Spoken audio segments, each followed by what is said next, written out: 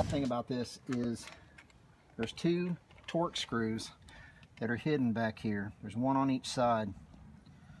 They're not hard to get out. They're not hard to unscrew, I should say, but they don't come out. So that's the thing that's a little challenging. What I had to do was reach in there with a small set of needle nose and pull the screw just out of the way enough to get this to come loose. So after that, you can push this and disconnect your airbag, and your airbag's out. So next, we're going to remove this bolt right here, and then we should be able to install the steering wheel. Okay, so we got the airbag out. I ran into some issues. I'm going to try to show you guys how to get around these. What I did is next take off this nut, and it is a 19mm nut. So pulled that off.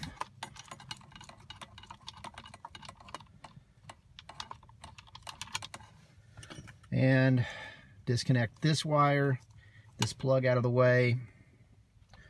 If you wiggle it, some people use a tool to get the steering wheel off. I didn't have to. I just kind of wiggled it back and forth and it came off pretty easy. Then what I ran into is this thing right here. This was kind of a mystery to me because I wasn't really prepared for having to customize anything to make the horn work. And that's what the case is with this particular NRG brand steering wheel setup. So what you've got to do, you got to take these two screws out, which I've already done. You can kind of see there's one screw up under here. Let's see if I can show you that. You can see it right there. That screw goes in at an angle, so if you're trying to take it out, don't go up, you're going to go forward because it's at an angle.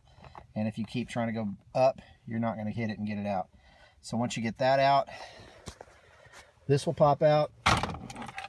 Get that out of the way. And then this piece right here is just clipped to the metal. You got to get rid of that. I was trying to figure a way to make it work because I couldn't figure out how the horn's going to work after this. And basically we just have to bypass this. So this comes out and you don't need it anymore. So then what I ran into was I've got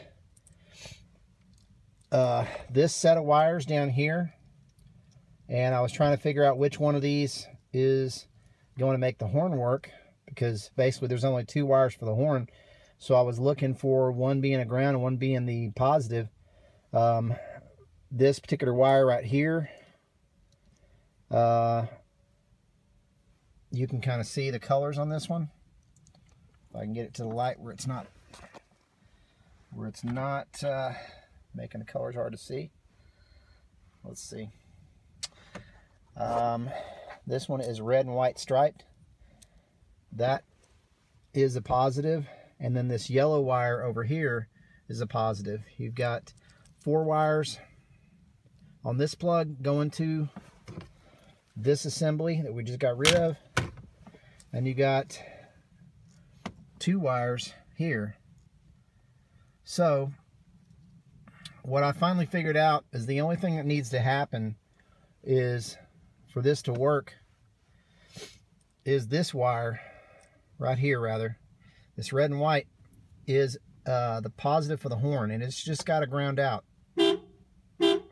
See that? It's just got to ground out for it to work and to kick the horn in.